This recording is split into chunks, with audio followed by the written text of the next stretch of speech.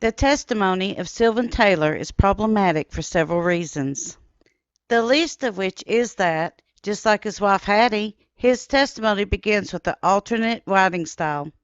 We have identified this writing style as being an indicator that the testimony in which it appears has most probably been edited. As we discussed in our last video, the testimony of Hattie Taylor, there are no existing clues from the often told story to suggest that the editing in Hattie's testimony may have been. However, when we look at the testimony of her husband, Sylvan, similarities found in both testimonies gives us a clue. Both testimonies make it sound as if Hattie and Sylvan are practically forcing Dr. Taylor to leave the area for their sakes. There are two problems with this. The first is, in both testimonies, this is repeated verbatim. The second is, Sylvan will shortly contradict it. We believe that there are other omissions or redactions made in the testimony of Hattie Taylor. But without more information, we simply have no clue as to what those may have been. Not so with the testimony of Sylvan. In fact, the testimony of Sylvan Taylor is the most convoluted and the hardest to follow testimony in the transcript of the trial. The transcript shows Sylvan answering a line of questioning, then later answering another line of questioning. That is either for clarification or appears completely contradictory. We think this may be because of the huge mistake made by whoever edited the transcript. There is also another glaring, untrue statement made by both Sylvan and his wife, a statement that should jump off the pages in which it was recorded to us. But the appellate court would have no clue as to what you and I know about the Pound Gap Massacre. Information that may have been recorded in the missing 12 exceptions to the trial that was supposed to be attached to the very transcript. Information that is never mentioned in either the testimony or the defense or the prosecution, but strangely makes a brief appearance in the testimony of two witnesses called in the rebuttal of the defense by the prosecution. We are, of course, referring to the incident that happened just days before the arrest of Dr. Taylor. This incident would later become known as the shootout at the cliffs of the Cumberlands. A quick note about the shootout at the cliffs of the Cumberlands. A quick note about the shootout. Although it appeared in the newspapers at the time, little else is known about it. Today we have three sources for this story: newspaper clips and the often told stories, and what little, and we mean very little, is recorded in the transcript of the trial. A year after the trial, the appellate court would only have what is recorded in the transcript. This fact is highlighted in the fact that Charles Johnson wrote about the shootout, but makes no commentary that the shootout was barely mentioned in the transcript. But Charles A. Johnson, former court clerk from the time of the Taylor trial, does ask some pertinent questions. The questions come before he presents the transcript in his book. He simply asks, to paraphrase, was Dr. Taylor given a fair trial? And was he proven guilty beyond all reasonable doubt? Johnson goes on to tell his readers to consider the evidence, then presents the transcript with no commentary. We believe that, just like us, in 1938, Charles Johnson thought that this transcript from 1892 had been edited. We also believe that he left clues throughout his telling of the Pound Gap Massacre. We also believe that at the time that he wrote his book, it would have been dangerous for him to make such an open statement. But other discrepancies and contradictions appear throughout Sylvan Taylor's testimony. Again, we believe these were possibly caused by very sloppy editing. There also appears to have been possible redactions or omissions in his recorded testimony as well. We shall discuss a few of them. Keep in mind that we are examining this testimony and the transcript of the trial using the historic lens of hindsight, something that, sadly, in 1893, the Virginia Court of Appeals did not have. The testimony of S. N. Taylor. The witness testified that he was the son of Dr. Taylor, heard of the killing, saw Dr. Taylor in Gladeville on Saturday before he was arrested, had been there about a week. He stayed at his house, but he did not know in which room, that he went with his father to Norton, and that he, Dr. Taylor, stayed at his house until he left on Monday morning. He bought him a new suit of clothes, everything a man wears complete. Dr. Taylor said he was going to Florida and then to the West. Witness gave him $60. Was certain that Dr. Taylor had only $24 on his person. Helped him to get off. Looked for a boxcar and told him where he could find it. Taking the Taylor's testimony together. Here, Hattie's testimony about Dr. Taylor's clothing and Sylvan's testimony about a boxcar seems to make perfect sense. But had Doc Taylor just spent a week in his own home? If so, why was his clothing in tatters as Hattie had testified? Was he preparing to leave the area disguised as a hobo? But there is a major problem with this statement. Dr. Taylor could not and did not spend a week in his home prior to moving to the home of Hattie and Sylvan Taylor. The shootout at the cliffs of the Cumberland had taken place either on Friday, July 15th, or early on the morning of Saturday, July 16th. The Monday in question was the 18th. Dr. Taylor was arrested on a train in Pearisburg, Virginia, on Tuesday, the 19th. This means that Doctor Marshall Benton Taylor was taken into custody on the same day that the story about the shootout at the cliffs of the Cumberlands first appeared in the newspapers. Some versions of the oft-told story states that Sylvan had taken his father to the train yard and was spotted by a conductor. In these versions of the story, Prosecutor Bruce is notified and alerts the Baldwin Detective Agency.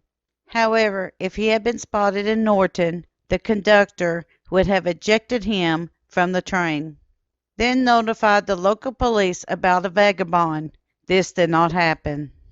Instead, a train conductor in Bluefield, West Virginia, spotted him getting off the train and reported it to the local sheriff. The sheriff could have arrested him for vagrancy, but was persuaded by the Baldwins not to do so. Herein lies another mystery. The Baldwins had been notified of a private bounty issued for Dr. Taylor. However, at the time, no arrest warrant had been issued. Had Dr. Taylor been arrested for vagrancy in West Virginia, it is likely that the Baldwins would have never obtained an arrest warrant. Additionally, had a warrant been issued, Taylor could have fought extradition. In this scenario, the Baldwins could have never collected the reward. As it was, they still had a couple of problems. Legally, they could not arrest Dr. Taylor and had to enlist the help of the Giles County Sheriff's Office to detain him. They then had to convince a Giles County judge to issue an arrest warrant. This brings up two 130-year-old unanswered questions. 1. Who issued the private bounty and notified the Baldwin Detective Agency about it? And 2. Why had the Wise County Court never issued an arrest warrant? Back to the transcript. Sylvan further testifies that he, meaning Dr. Taylor, stayed in the witness's kitchen loft or lumber room until Monday morning, when he left, was fed through the floor in the lumber room, advised his father to leave because he was not able to spare the money for the trial, and did not want to go through the trouble and suspense of a trial, that he had some witnesses in Kentucky which were out of the jurisdiction of the court, and he was afraid he could not get them, that there were rumors afloat that his father would be killed. That witness said that his father wanted to stay and stand his trial and objected to going away. The mystery witnesses. Where to start in this section of Sylvan's testimony? Notice that there are a lot of that statements in both Sylvan and Hattie's testimonies. Again, these testimonies read as if someone were taking notes and highlighting certain statements. They do not read as actual testimony from a witness. However, here is something strange. Like Hattie, Sylvan testifies that he encouraged his father to leave the area because he and his wife couldn't afford a trial.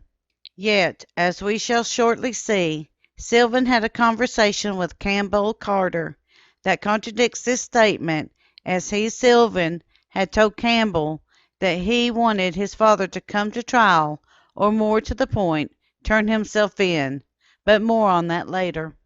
Here Sylvan testifies that his father had witnesses in Kentucky, but that he was afraid that he could not get them for the trial. The question here is, was this actual testimony, or was it added by whomever may have edited this testimony? Shortly after the trial, rumors emerged of people who were coming to testify on Taylor's behalf being stopped, threatened, and turned around on the Kentucky side of Pound Gap. The interesting thing here is that whomever wrote this testimony out added a caveat that these witnesses were beyond the jurisdiction of the court.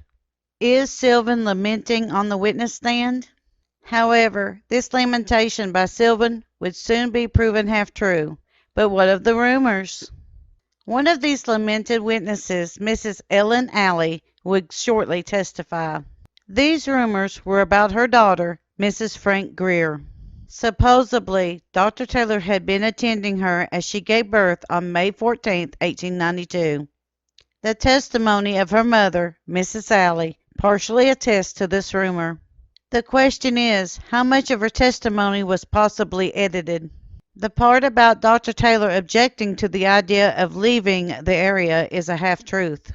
Taylor and the Flemings had sent 3 letters to the sheriff asking for an escort to the courthouse as they feared for their lives. It is important to note here that no arrest warrant had been issued.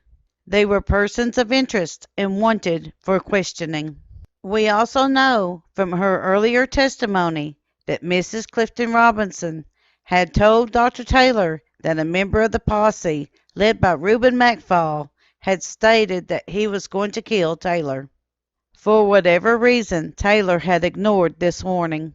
Perhaps he trusted his ex-deputy McFall. But after the shootout at the Cliffs of the Cumberlands, Taylor and the Flemings took this warning seriously and then, only then, went on the run. There is also another aspect about this shootout. Guilty or not, arrest warrant or not, posse or armed escort to court, as Dr. Taylor and the Fleming brothers had requested. After the shootout, both they, the public, and the court considered them to be men on the run. Sylvan's testimony about the gun. Witness also identified his father's gun, which was a Winchester .45-75 caliber, and stated that it was in the same condition it was when he first saw it. After the killing, so far as he knew. Mrs. Amos Hilton had a .45-75 caliber Winchester, and that she lived in the same house he did. Wow! Where did this come from? The introduction of a piece of evidence of this nature is something that the prosecution would do. But here it seems that the defense is introducing evidence that could possibly damage their case. But there is another major problem with this snippet of testimony. For instance, there is no notation of the cross-examination in the testimony of Sylvan Taylor. Is this part of a cross-examination? We also know for a fact that the rifle had not been entered into evidence at this point in the trial. There would be a total of 5 more witnesses before the gun would be entered into evidence. J. S. Wright would testify to the shooting of the rifle during the trial. Sylvan would then be recalled to the witness stand by the court.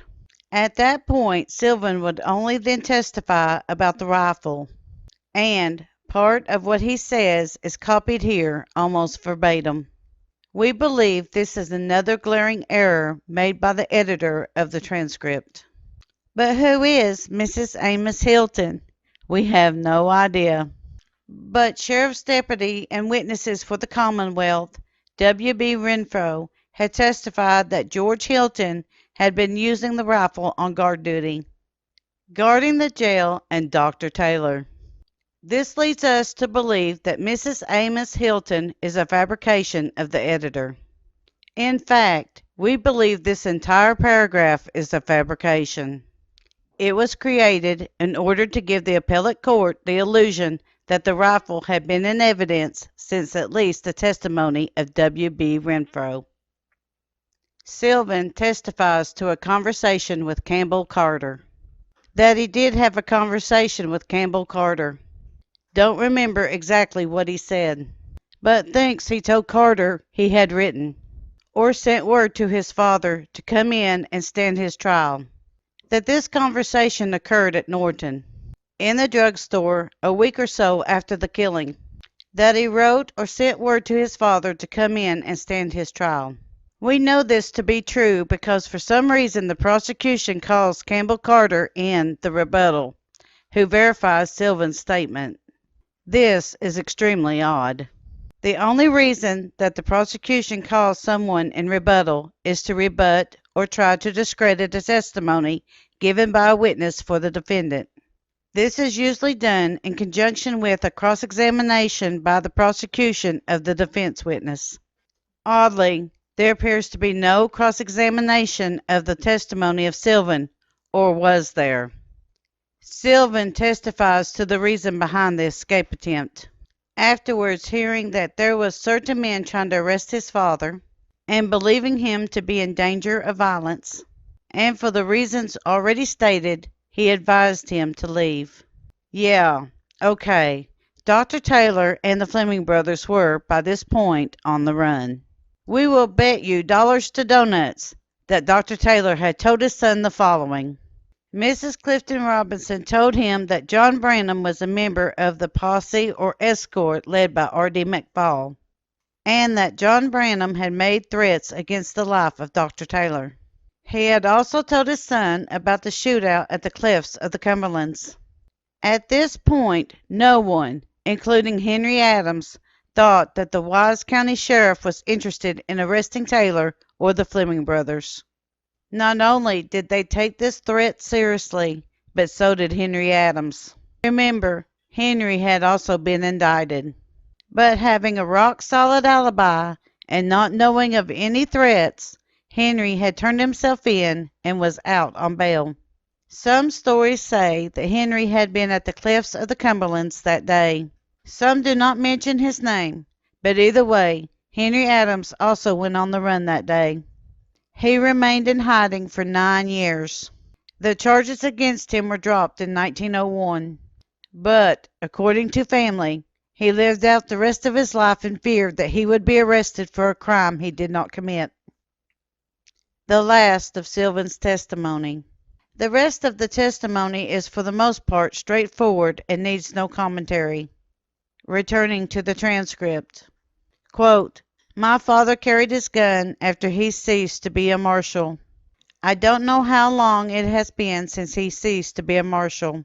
I saw him about 2 weeks before the murder, and he had his gun then. I went from Norton to Gladeville to meet my father. I guess I got there about 10 o'clock at night.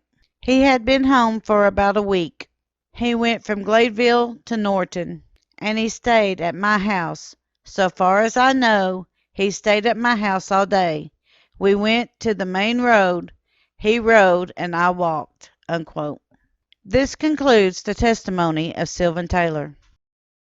We come now to the final 5 witnesses presented by the lawyers for the defense of Dr. Marshall Benton Taylor. As we have shown, there were major problems in the recorded testimonies of Hattie and Sylvan Taylor. By comparison, the testimonies of these witnesses seem to be straightforward. However, looks can be deceiving. Although there were 5 witnesses here, we shall look at 6 and speculate on others.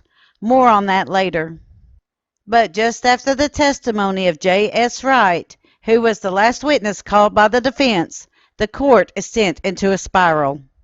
Wright gives testimony about the shooting of the rifle owned by Dr. Taylor during the proceedings of the trial. As it turns out, the rifle is the final piece of the evidence missing from the prosecution case. The trial is then halted, the rifle is collected, and only then entered into evidence. And Sylvan Taylor is recalled by the court to retake the stand and give his testimony about the rifle. Included in these witnesses is the testimony of a witness that we believe was unexpected by the prosecution. As it turns out, she was one of the witnesses that Sylvan Taylor had lamented about in his testimony. In the often told story, we are told that some witnesses were turned back and told to return home during the trial. We know from letters that had been preserved by the Taylor family that a young woman had written to Nancy Booth Taylor after the trial. She apologizes for not testifying for Doc Taylor. According to the letter, someone whom she does not name, but gives hints about, had set up a roadblock on the Kentucky side of the Pound Gap. This person, or persons, was stopping everyone trying to cross into Virginia, demanding the reason for the trip. She and her husband had answered that they were going to testify as witnesses for Dr. Taylor. She writes that they were threatened and told to return home. Even though the young woman who wrote the letter did so anonymously, it seems to verify two of the rumors preserved in the often told story. It verifies that the witnesses were being stopped and not allowed to come and testify on Doc's behalf. It also verifies the rumor that Dr. Taylor had delivered a baby on May 14, 1892. The testimony of Wesley Swindle. The witness testifies as follows. Quote, I live in Dickerson County, Virginia. Heard of the killing of Ira Mullins on the Monday week after the killing. I heard her detail the facts about the killing. She said she heard a gunfire and then at first thought that it was out of the wagon. Then saw a horse fall and thought it had slipped in a mud hole. She ran to it and found that it was shot. The firing kept on. She saw her husband fall and ran to him. She then said that the parties doing the shooting then ordered her to leave. She did not know any of the parties who did the shooting, unquote. As we see here, Dr. Taylor's defense team goes back to attacking the testimony of James Mullins. When you think about the evidence given thus far in the trial, this makes perfect sense. The defense is bringing its case to a close. Other than the testimony of the eyewitness, the prosecution has no case. But the testimony of the next witness should have ended the trial and the prosecution's case. The testimony of Mrs. Ellen Alley. The amazing thing about the testimony of Ellen Alley is that for 130 years people have been looking for her name. They have also been looking for the name of her daughter and her grandchild. Yet, they have all been hidden in plain sight since Charles A. Johnson published his book in 1938. But there is a problem with this testimony. Like so many others in the transcript, it is extremely hard to follow. Again, we believe the reason for this is that the testimony had been edited. What is more is that we believe that in the case of the testimony had also been condensed. Look closely at the wording and context of Mrs. Alley's testimony. If you are familiar with this entire story, it is clear that she is speaking about two separate events. The first is the shooting of the Mullins home that occurred on April 14, 1892. The second is the birth of her grandchild, which occurred sometime on May 14, 1892. The witness testifies as follows. I am acquainted with Dr. Taylor. I had heard the circumstances of the same and the shooting into Ira Mullins' house one night. Someone said before he was killed. I heard of said shooting on the next day after it occurred, or on the day after that. Dr. Taylor stayed at my house on that night. He went to bed in my house that night and was there the next morning. I think that he had gone to bed at the time I went to bed. He stayed at my house at this time about 1 month. He was waiting on my daughter, who was expecting to be confined. This was in the spring of the year. It was Mrs. Mary Robertson that told me about it. He stayed every night during the same time at my house, but he would sometimes go away during the day, but he would always tell us where he was going. He usually sat up late, not going to bed before 9 or 10 o'clock. I think he went to bed the night before I did, but I'm not positive about it. I did not see him get into bed. He slept in the front room of the house, in which there was a door opening out to the road. Frank Greer, my son-in-law, slept in the same room." Unquote. But unbelievably, the testimony of the next three, or rather four witnesses, is more important than any of the others that we have examined. The testimonies, of course, are solely to do with the suspected gun, or rather the rifle used to commit the crime. The testimonies of Henry Hall and David Ellison and J.S. Wright. Here we must stop for a few minutes and travel back to July 26, 1892. It is on this date that the original indictment dated May 26, 1892 was thrown out and a new indictment was issued. The original indictment charged that Doctor Marshall Benton Taylor had used a gun valued at $6 to kill Ira Mullins. The new indictment charged that it was a pistol valued at only $6. Why is that so important, and why should we care? Well, other than the word gun and pistol, these two indictments were worded the same, word for word. Now, according to Charles Johnson's book, the original indictment and the reason it was quashed had been lost to history. But, strangely enough, Charles Johnson recorded them both in his book. Johnson's book is a history book, but his telling of the story, or rather the history of the Pound Gap Massacre, is like a gigantic jigsaw puzzle. The rest of his book is not formatted in this fashion, so why did he record this history, or the last chapter in his book, this way? Johnson had been a court clerk during the Taylor trial. This means that he was intimate with the case. He starts telling the story in a straightforward way. That is, until he obtains the transcript from the appellate court. It is here that he begins asking questions and writing in a cryptic fashion. The transcript has both indictments attached to it, except that they are now hidden as two counts of the same indictment. The question is why? When Dr. Taylor arrives at the Wise County Jail on July 24th, both of his pistols were entered into evidence. This is because they had been in his custody when he had been arrested in Pearisburg, Virginia. When the indictment had been rewritten, it had been altered to reflect this fact. In fact, prosecutor Robert Bruce had not taken the time to examine the pistols before the trial. This is why he was embarrassed during the testimony of Jemima Harris. Harris had testified that the ball had been removed from Ira's bed on April 14th or 15th, looked to be a .44 caliber. Although we do not have the questions asked by the lawyers in the trial, it is plain that Bruce's next question was from her answer. The transcript states, quote, "She didn't know that Dr. Taylor carried a .44 pistol," unquote. This is the type of question that lawyers like to ask just before evidence is entered into the record of the trial. Only Doc's pistols were a Colt .45, which are center-fired and did not match the shell casings previously entered into evidence during the testimony of Robert Mullins. We wonder if the defense had moved for a mistrial at this point, but there is no evidence for it.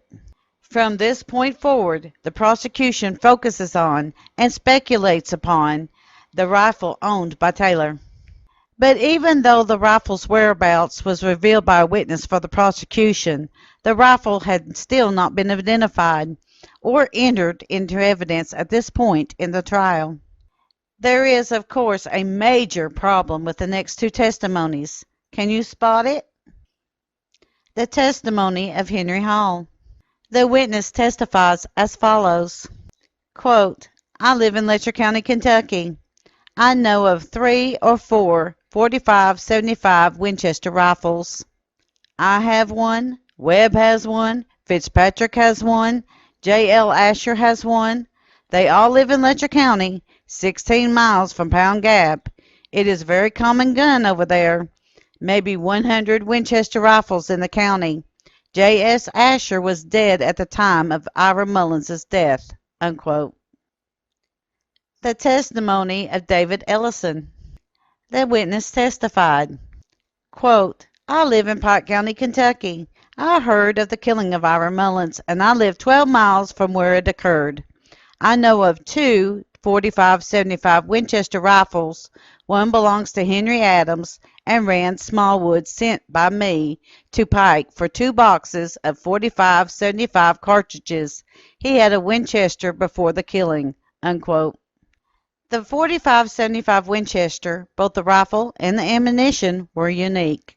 Both had been introduced in 1876 for the nation's centennial celebration.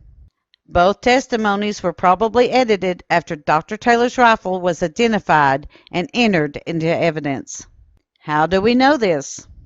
Because mistakes were made in the editing, and we know from the affidavit of I.N. Mills that the shell casings found at the crime scene were in fact rimfire, which distinctly identifies them as a .44 caliber. You know, like the ammunition and pistol that Jemima Harris had given testimony about. It was not the .45 Winchester rifle that was a common gun, but the .44 Winchester, the rifle that would later be called, quote, the gun that won the West, unquote. Now, going back to Charles Johnson, why did he write about all of this in a non-linear, jigsaw puzzle way? We think that it would have been dangerous for Johnson to write anything he knew in a straightforward, here is everything I know kind of way. The testimony of J.S. Wright. The testimony of Wright is probably the most unique of any of the testimony given in this trial. It could be argued that this testimony, although the shortest, is the most important that is given by Jane Mullins. Remember, Jane virtually perjured herself on the witness stand by admitting that, quote, she told what suited her when it suited her, unquote. The witness testified, quote, I live at Big Stone Gap, Wise County, Virginia. I shot a gun given to me as Doc Taylor's gun. 4 times. The gun was given me by S.N. Taylor. I shot it during this term of court since the commencement of this trial, unquote. This testimony was like a lightning rod to the court. It could also be said that this testimony was a master move by the defense. Since the testimony of Jemima Harris, every time a witness is asked about the rifle owned by Taylor, it is all speculation. That speculation was based upon the shell casings found at the scene of the crime. This means every time it was asked and answered, the answer matched the answer given by Jemima Harris. In other words, it had all been about a mysterious .44 caliber Winchester rifle. But the defense team knew that just like the testimony of Harris and the pistols, the rifle did not match the shell casings from the crime scene. The only reason for the testimony given by J.S. Wright is because the defense wanted to make sure that Dr. Taylor's rifle was entered into evidence. Unfortunately, we have to turn to the often told story to learn what happened next. The rifle was sought out by the court and examined by Deputy Sheriff, who was also the local gunsmith. The deputy's name was John A. Miller. We know this from a later affidavit. Miller examined the rifle and confirmed that it was in working order. He then dry fired the rifle using one of the shells from the crime scene. The firing pin struck the shell just off center. The differences between a .44 and a .45 caliber bullet is so small that it cannot be detected by the naked eye. But a .44 bullet can be manually loaded into a .45 rifle, and no matter if the .44 variant is a rimfire or centerfire, the firing pin will always strike just off center. More on this in our video and article titled Doc's Gun. Back to the trial. S.N. Taylor is recalled. Quote, the gun has been, the most of the time since my father was arrested, at my mother's. It was for a short time on the guard. Same gun shot by Mr. Wright was my father's gun. The gun is in the same condition it was when I got it. As far as I know, it is in the same condition it has always been in, and it is the same gun put in evidence, unquote, after the prisoner had closed his evidence as above set forth. This is the end of the defense evidence. We must note one last thing. The testimony given by S.N. Taylor, when he is recalled, is copied almost word for word back into his earlier testimony. We believe that this was done to convince the appellate court that the rifle had always been in evidence. This and other issues with the transcript have led us to believe that each and every time we read 4575 in the transcript, that the testimony was edited to match the rifle. As the defense was ending its presentation, they introduced J.S. Wright as their final witness. Wright had testified during the trial. Sylvan Taylor had shown him Doctor Marshall Benton Taylor's rifle and allowed him to shoot it several times. The transcript shows that this had been the only thing that Wright had testified about. At first glance, this testimony seems irrelevant and perhaps detrimental to the defendant. But when examined in context with everything known about the Pound Gap Massacre, we know that J.S. Wright was introduced by the defense to ensure that Dr. Taylor's rifle made it into evidence before the trial ended. The problem was that at no time before the testimony of J.S. Wright had the prosecution had in its possession or had known anything about the rifle of Dr. Taylor. In fact, all the testimony about the rifle and its ammunition given up to this point in the trial had been pure speculation. This speculation had, of course, been centered around the rimfire shell casings found at the crime scene. We know this from several sources and from the transcript itself. The often told story tells us that when the rimfire shell casings were found at the crime scene, two suspects were named. These men were named because it was thought that they owned a government-issued rifle.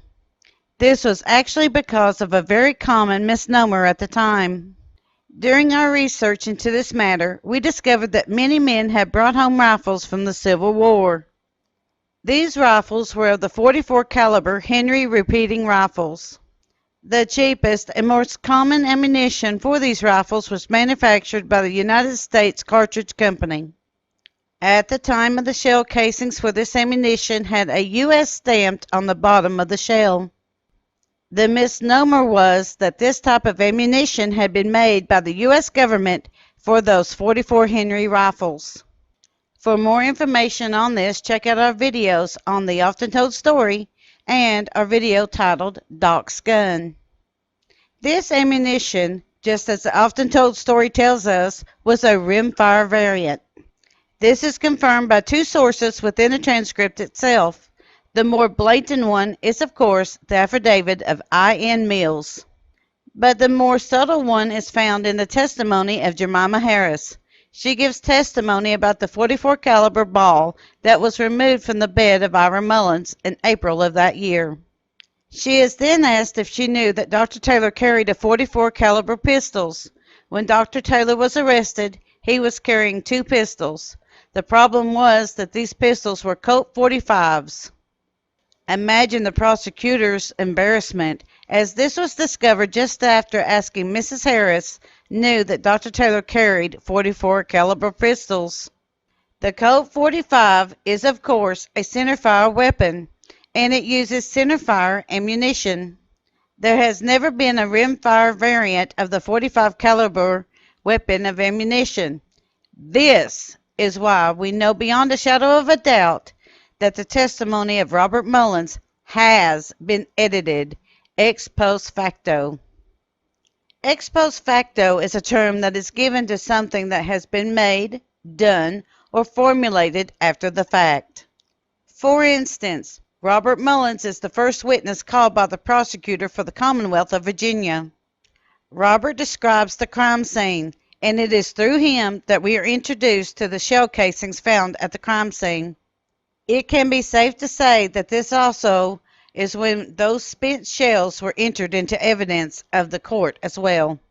We also believe that every time the term 4575 appears in the transcript, It is because of ex post facto, or after the fact, editing to match the rifle. This is why there are so many mistakes throughout the transcript, especially when it comes to the testimony about the rifle and ammunition. After the fact editing always results in mistakes. There are always words or phrases that are missed or skipped during the editing process, especially if there is no proofreader to help the editor find the mistakes. This also could be why so much of the transcript is hard to follow or seems to make little sense.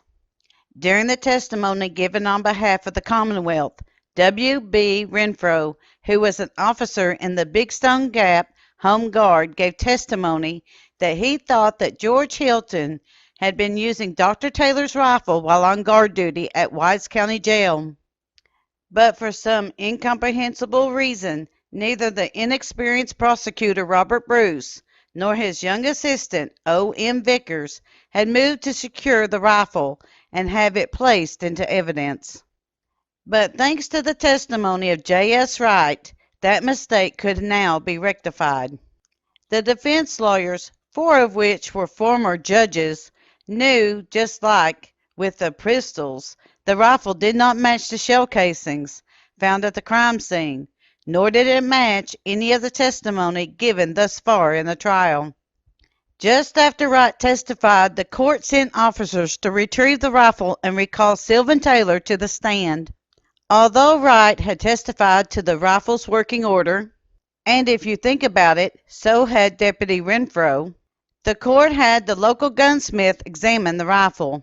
The often told story tells us that the rifle was dry fired, using a shell casing from the crime scene, and the plunger or firing pin struck the shell just off center.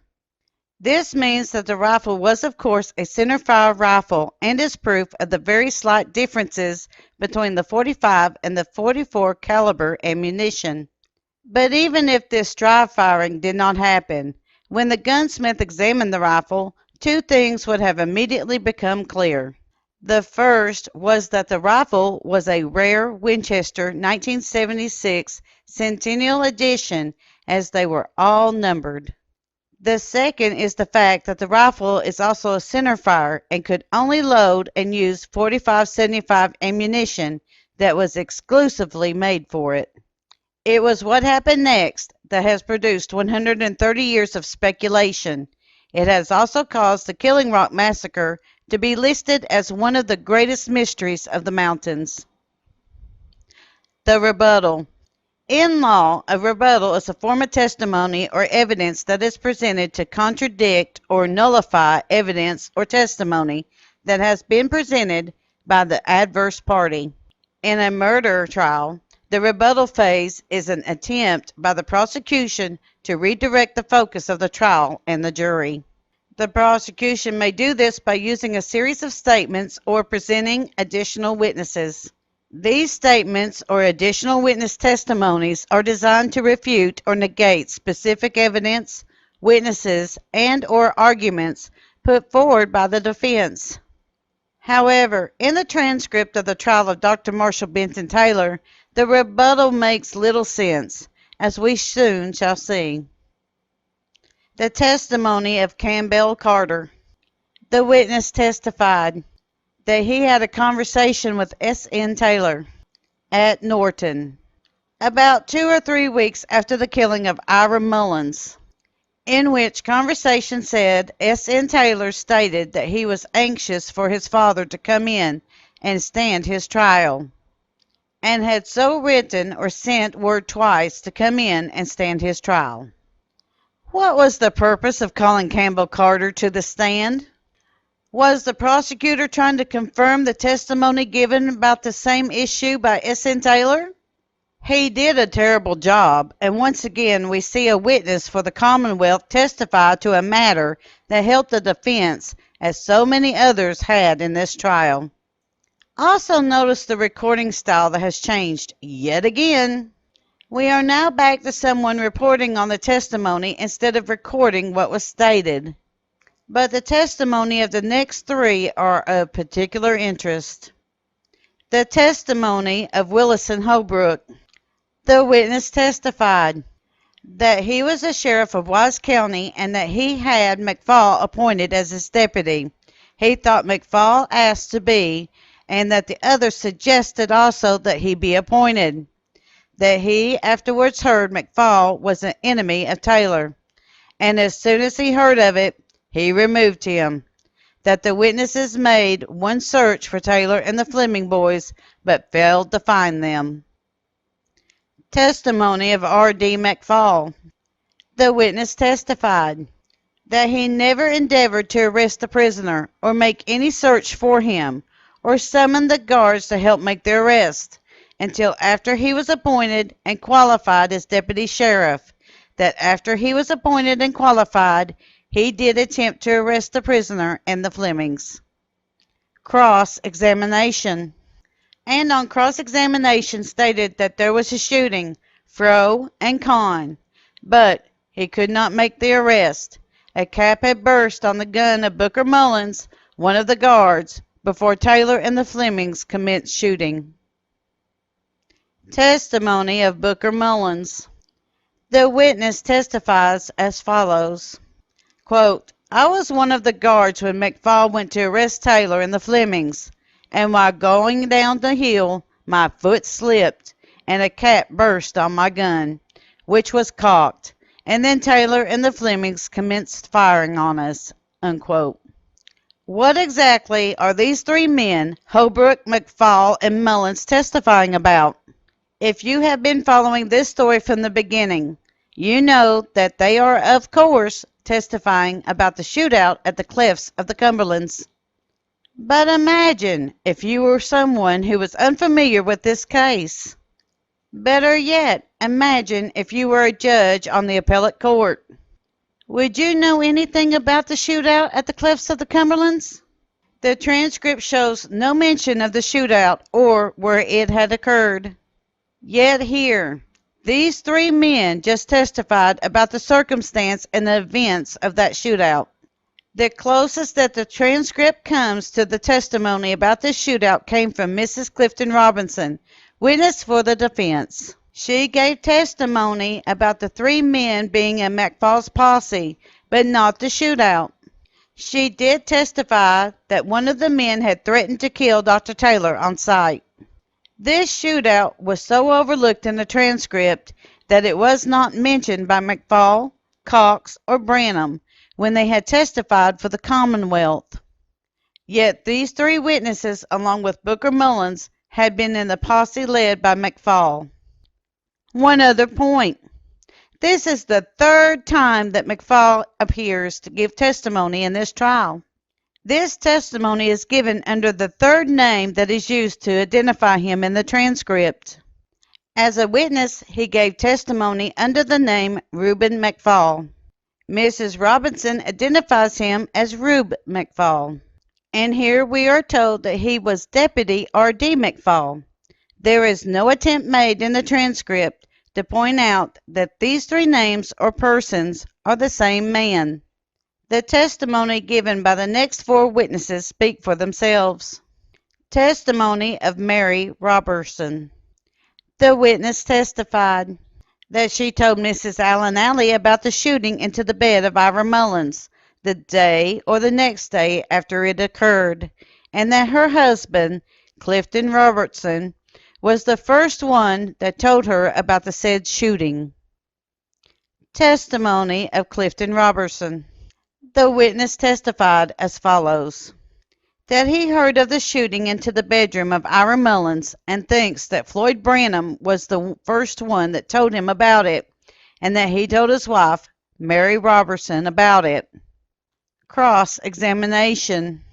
And on cross-examination, witness stated that he was not certain whether he had first heard it from Floyd Branham or not, and that he and Floyd talked about it, but he does not know which first mentioned it. Testimony of John Venters. The witness testified as follows. Quote, I live in Kentucky. Dr. Taylor. Heard of the killing of Ira Mullins. Have seen the place where Ira Mullins was killed. I know the place by the blind. I examined the blind in which it is said that the men stood, unquote. Testimony of Floyd Branham.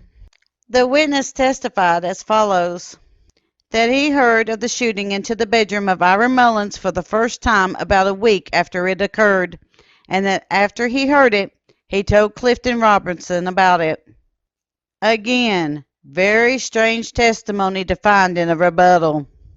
It is all he said, she said, and it is all about the shooting into the bed of Ira Mullins on April 14th, 1892. But what makes this testimony strange is that very little testimony is about the event is recorded in the transcript. According to two different newspaper reports, this incident had involved over a dozen men and was about a lawsuit over land. But all the testimony about this incident had painted it as the work of one man. So, there are a couple of relevant questions. Why was the prosecution trying to establish the origin of this story just before the jury went into deliberation? And the biggest unanswered question about this is, was there more testimony about this event that required this rebuttal but may have been edited out? If so, why? The controversy. The following is partially pieced together from the affidavits of Sheriff Wilson Holbrook and the other affidavit attached to the transcript. We say partially because it is also based on partial speculation. We had to do this at this point in order to piece together a possible timeline of events leading to the verdict of the jury and the challenge of the verdict by Dr. Taylor and his counsel. On Friday, September 9, 1892, the defense had finished presenting its case. In a surprise to the court, the last witness called by the defendant gave testimony as to the whereabouts and working condition of the rifle belonging to Dr. Taylor. The trial was then halted briefly so that the rifle could be obtained by the court. S.N. Taylor is recorded to give testimony about the rifle. The rifle is then examined by the local gunsmith, who is a deputy sheriff. The trial then resumes with the prosecuting attorney calling witnesses for the rebuttal to the defense. That afternoon, the case is given to the jury for deliberation and to consider a verdict. For some reason, perhaps because of its late arrival into evidence, the jury asks for and is given permission to inspect the rifle. That evening, as the jury came back into the courtroom for adjournment, one of the jurors returns the rifle to Sheriff Holbrook. The juror then informed Sheriff Holbrook that the jury had dismantled the rifle, that there was also a loose piece as they were unable to reassemble the rifle. The jury then asked Holbrook to inform the court clerk about this matter. On the morning of the 10th day of September, 1892, as the jury was coming down to render their verdict, one of the members of the jury handed a piece of the gun to Sheriff Holbrook and told him that they could not put this piece back into the gun after examination. Sheriff Holbrook then files an affidavit with the court about the above-mentioned events. For the verdict of the trial, we shall quote from A History of West Virginia by Charles A. Johnson. Quote, "The trial lasted 6 days, commencing on Monday, September 5th, 1892, ending on Saturday, September 10th, 1892. On the last day of the trial of the jury, after lengthy argument had been heard on both sides of the case, and after deliberating for some time, returned into the court with the following verdict. Quote, "We, the jury, find the prisoner, M.B. Taylor, guilty of murder in the first degree." Unquote. Signed, William Wolfe Foreman. Unquote. The laws of the state then in force provided that in a conviction of a murder in the first degree, the law fixed the punishment and not the jury, which the punishment was death by hanging. The prisoner, M.B. Taylor, after the verdict was returned against him, moved the court in arrest of the judgment and set aside the verdict of the jury and grant him a new trial for various grounds of error assigned at bar, which motion the court overruled and the prisoner by his counsel accepted. 12 bills of exception were signed by the court and ordered to be made part of the record of the case, and an appeal to the Supreme Court was thereupon noted. Judge Williams then sentenced the prisoner, which was hanging by the neck, until dead. The date of the execution of sentence was fixed for the 10th day of December, between the hours of 10 o'clock a.m. and 2 o'clock p.m., at the usual place provided by law. On the following Monday morning, after sentence was passed on the prisoner, the judge of the court entered an order directing the prisoner to be confined in the city jail of Lynchburg to await the action of the Supreme Court on his appeal. Unquote. The affidavits. The affidavit of William Wolfe P. DeBusk and E. Tate, sworn before J. E. Lips, clerk, September 10, 1892. Quote, we, the undersigned, hereby state that we are members of the jury that returned a verdict of guilty of murder in the first degree against M. B. Taylor, and that after we took the Winchester rifle to our jury room, we took the same to pieces and examined it to see whether or not it had been recently tampered with, and especially to see what is called the plunger, being the piece which strikes the cartridge and causes the explosion, had been changed in any way since the shooting, and upon such examination we reached the conclusion that the gun had been tampered with recently. Unquote. The affidavit of I. N. Mills, sworn to be before J. E. Lips, clerk, September 10, 1892. Quote, I hereby state that I was a member of the jury that returned a verdict of guilty of murder in the first degree against M. B. Taylor, and that after we took the Winchester rifle to our jury room, we took the same to pieces and examined it to see whether or not it had been recently tampered with, and especially to see what is called the plunger, being the piece which strikes the cartridge and causes the explosion, had been changed in any way since the shooting, and upon such examination we reached the conclusion that the gun had been tampered with recently, so as to make the plunger strike the cartridge in the center instead of on the side, which examination caused me and F. P. Graham, to my knowledge, to find a verdict of guilty. While we had not made such an investigation, we would not have found such a verdict. At least I know I would not have, and Graham said that he would not, but I know that effect it had on the other jurors. Unquote. The affidavit of Wilson Holbrook, sworn before J. E. Lips, clerk, September 10, 1892.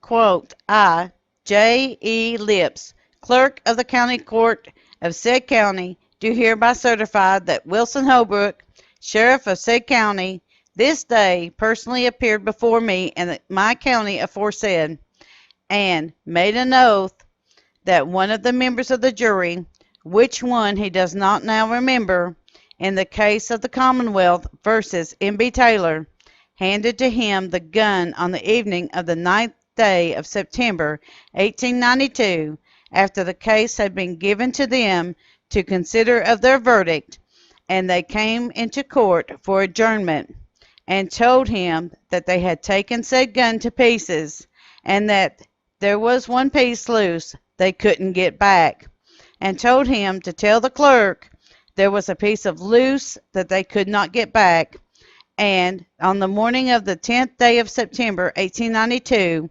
as the jury was coming down to render their verdict, one of the members of said jury handed to him a piece of the gun, which they said they could not get back, which a piece he files here with a part of his affidavit.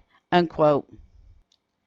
The affidavit of John A. Miller, deputy sheriff, sworn to before J. E. Lips, clerk, September 10, 1892. Quote, I, John A. Miller, do swear that since the gun produced to the jury as the gun of M. B. Taylor was returned by the jury, I have examined the said gun and find that the portion of it known as the plunger is now in the gun differently from the way that they usually are in Winchesters, and differently from the way I ever noticed one before.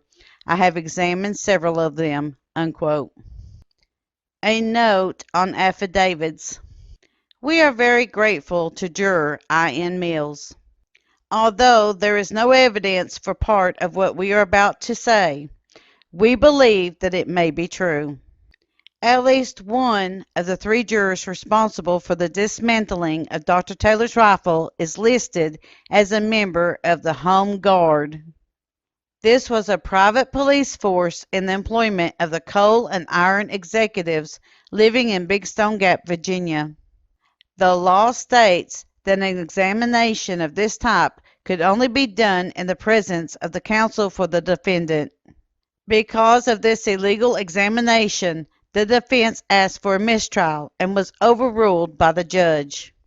We believe that it is only through the actions of I.N. Mills that we are aware of this examination. We think that he and possibly some of the other jurors objected to this examination. We also believe that Mills had been the juror that informed Sheriff Holbrook about this examination. It is because of the action of Mills that these 4 affidavits exist. It also prompted or forced another juror to turn over the loose piece from the rifle. Mills also informs us that the shell casings found at the crime scene were rimfire and that Taylor's rifle was centerfire. But we also believe that part of the affidavit for Mills has been edited. This is because the first part of his affidavit is a word-for-word copy of the affidavit of Wolf, DeBusk, and Tate. This concludes the trial of the Commonwealth of Virginia versus Dr. Marshall Benton Taylor. We at Kentucky Tennessee Living wish to thank you for reading and watching our series on the Killing Rock. Don't forget to hit that like button, as the more likes we receive, the more likely YouTube is to suggest our videos to other viewers. Also, to receive notification of future videos, be sure to subscribe and click the bell icon for notifications. We thank you for continuing to support Kentucky Tennessee Living as we bring to you the history of the Appalachian Mountains. We must remind everyone that the story names Killing Rock, The Oft-Told Tales, Killing Rock, The Untold Story, Killing Rock, The Trial, and Killing Rock, The Defense are all under the Kentucky Tennessee Living copyright.